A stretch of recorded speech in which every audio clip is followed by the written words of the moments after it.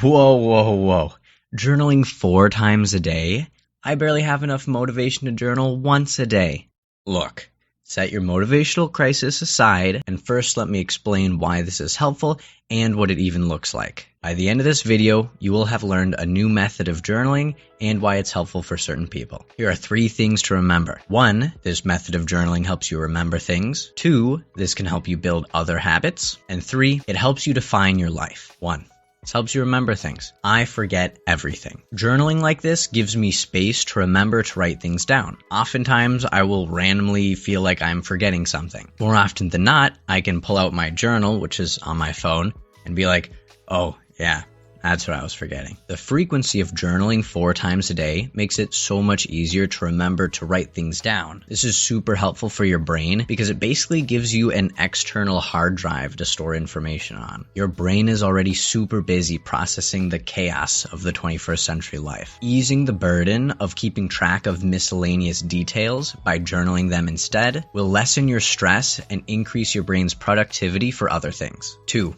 Helps build other habits. Journaling in this way creates a foundation for the rest of your mental health. This foundation makes forming other self-care habits several notches easier. Journaling 4 times a day gives you the space to consistently keep track of your habits. Not only that, but you can check in throughout the day to track your motivation level to continue building those habits. Let's say you're trying to be in bed by 10 p.m. every day. If you journal 4 times before bed, each journal time you can remind yourself and plan to adjust your day to make sure everything is in place before 10 p.m. If you don't have those set times to plan out the rest of your day, you might miscalculate how long things take and eventually choose between putting off a task or putting off sleep. 3. This helps you define your life. This section is a little longer, but I feel this to be the most important part. I'll speak anecdotally here, which I assume many will be able to relate to. I was living a life I really didn't like. My life was so busy, I didn't even have time to think about why I didn't like my life or even what I want out of life. Above it all,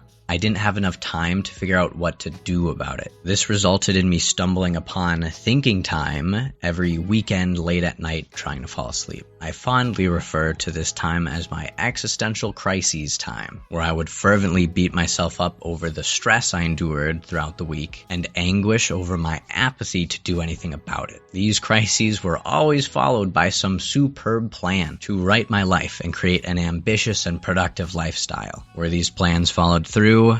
No. Did I have enough thinking space to understand why? No. Did I enter the next existential crisis feeling shameful and frustrated over my failures?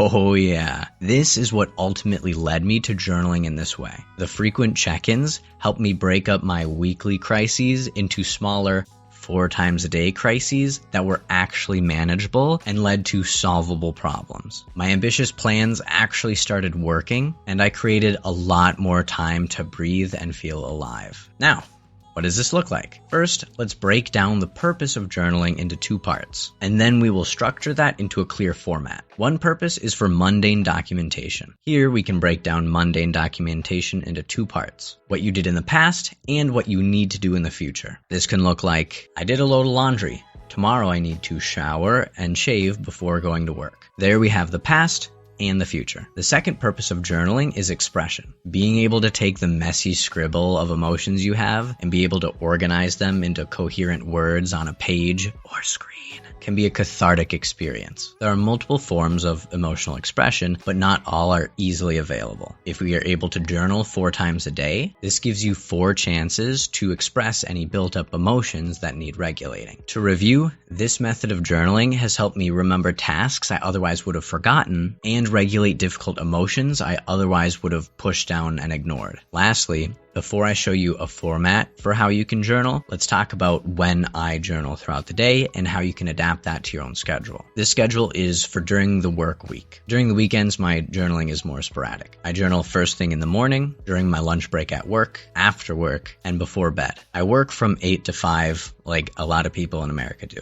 I've spaced out my journaling this way because it gives me the most coherence throughout the day. When I journal in the morning, I can remind myself of the tasks that I wrote down the night before. During my lunch break, I can also remind myself of the tasks I need to get done. I also often process some of the built-up emotions I caught from the first half of the workday. I journal after work to conclude my work life and give myself a solid routine jump to my personal life. I also plan my evening during this time and finish processing any emotions I built up so I can create a solid work-life balance. I journal at night to conclude the day. I reflect upon what tasks I completed, what emotions I felt, and what tasks I need to complete the next day. Think about your life schedule and try to figure out how you can fit journaling into your day. Finally, here's a very simple format you can use for your journal entries. I journal slightly differently than this format, but this is a solid foundation you can use and adapt to your own lifestyle. Date, time, emotion, habits, past, future.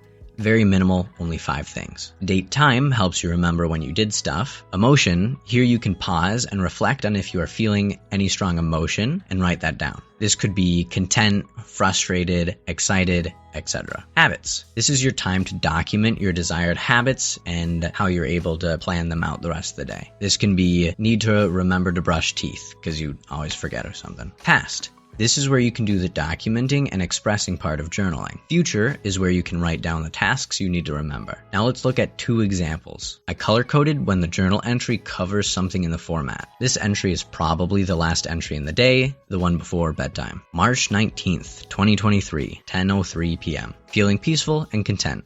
I did a quick calming meditation before starting journaling, and that helped me put a lot of things in perspective today. I got to bed on time. The meditation helped calm my mind so I wasn't as distractible. I made pizza for dinner. I need to go to the store tomorrow or Thursday to get more food before this weekend. I studied psych for an hour, then watched 2 episodes of Breaking Bad before getting my stuff together for class tomorrow. I did my own meditation for 5 minutes before journaling, which helped me stop my mind from wandering as much and gave me the motivation to continue journaling. Tomorrow, I need to remember to grab the camera to give back to Natasha and make sure I finish my stats paper. Now, every entry will look slightly different, especially depending upon the day, but try to hit everything in that format to stay consistent. Let's look at a shorter example. Here we have the date kind of smushed together and the time is in military time, and then the entry reads, peaceful, content, did bedtime, made pizza, studied psych, watched TV, prepped class tomorrow, also meditated. Don't forget camera and stats paper. Notice how everything in the format was only covered within 2 lines. This is good news for those of us who hate how long journaling typically takes, because journaling like this only takes less than a minute. This is a super manageable way to journal 4 times a day. If you want a copy of this document, there will be a link in the description where you can find it.